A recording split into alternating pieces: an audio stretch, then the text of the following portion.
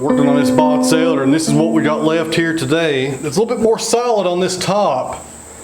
We turned it over there yesterday and took one cut off the top. A lot of bug holes up here though, a lot of insect damage. There was a lot of ants in here, had to spray it again. But maybe today will be better than yesterday. We did okay yesterday. I was just hoping for solid slabs for the entire length. I was a little disappointed with all that rot that was up here in the crotch area. But we will finish this one off today, and then we're going to put the grapple on, start bringing some logs up here. I got a beach that will be next. I need to go pick out some stuff to put behind it. So we'll get the grapple out here at the end of the day, start bringing some logs up. But one thing we got to deal with real fast before we start sawing into this timber is the pith. Been having some audio issues. I'm trying to work on that today, do a little experimenting with these microphones. So let me get the saw head powered up, bring it back to us.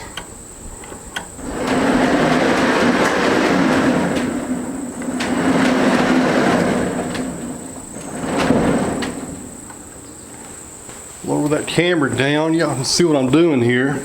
So what we'll do here is lower the blade down and make sure we capture that pith in the middle of a slab. Then use that auto up feature. And we'll also have a little bit of waste when we do it this way. And I'll show you what I'm talking about here in just a second when we start getting our cuts lined up.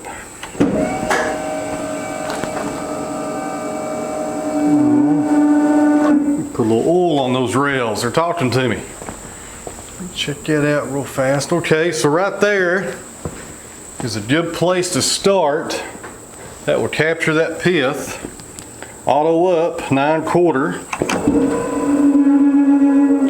Definitely need some oil on that rail. So right there, that cut right there will capture the pith and it'll be out of the game. So we'll be good to go right there.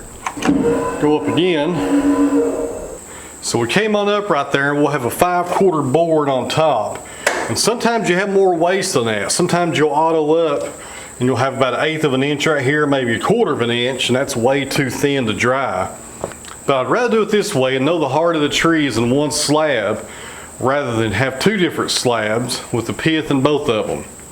So it's kind of a trade-off right there, but you're better off doing it that way. And we'll be left with a 5/4 board, which I will probably just stack with the rest of these slabs. And just kind of remember there is a 5/4 board in there about a year from now when this goes in the kiln.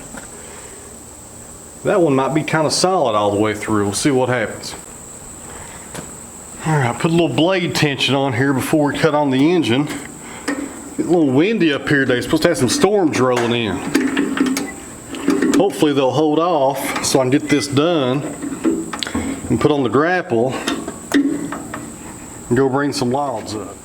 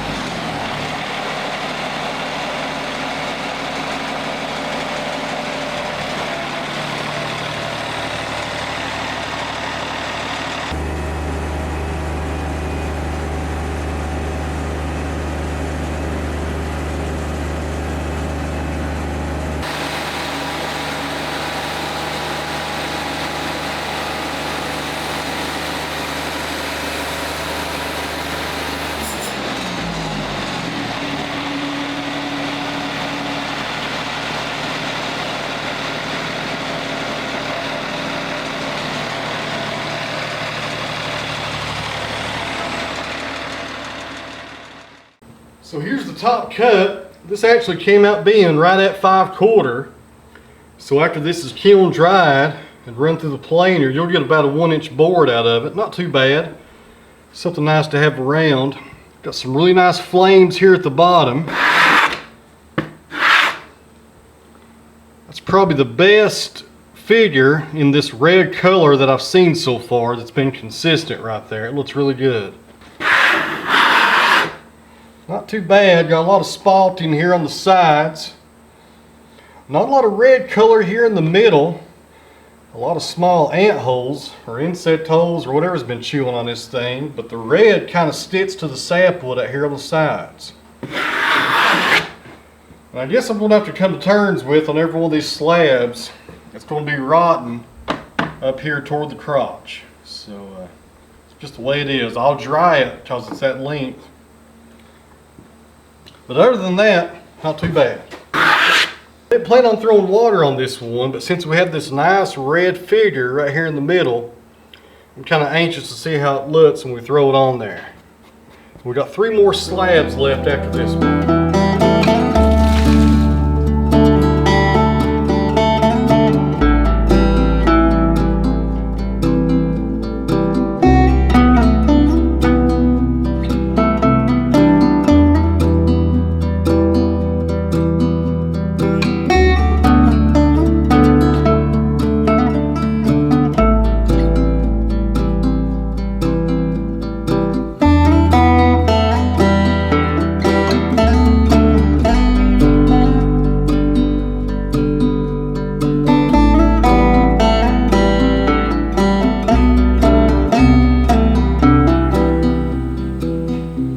Finally getting down here to the good stuff.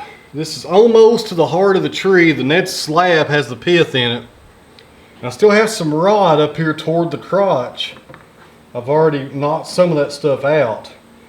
But this is a really nice slab. It's solid. There's a lot of spalting.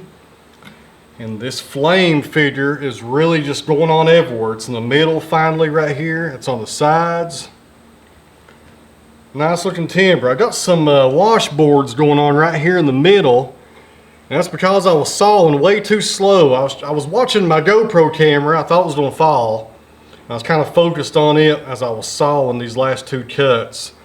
And that resulted in me going way too slow here when I first started in. I got a lot of ripples in there. But once I passed those 2 up, it's pretty smooth as I finally got my speed up.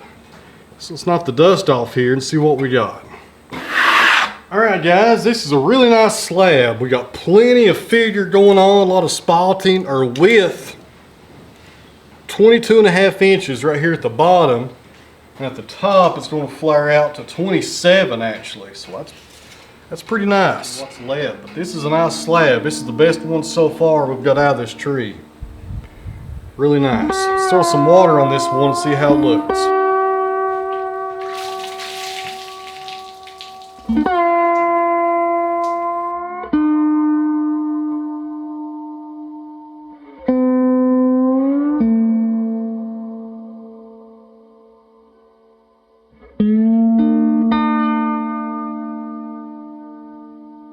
Bye.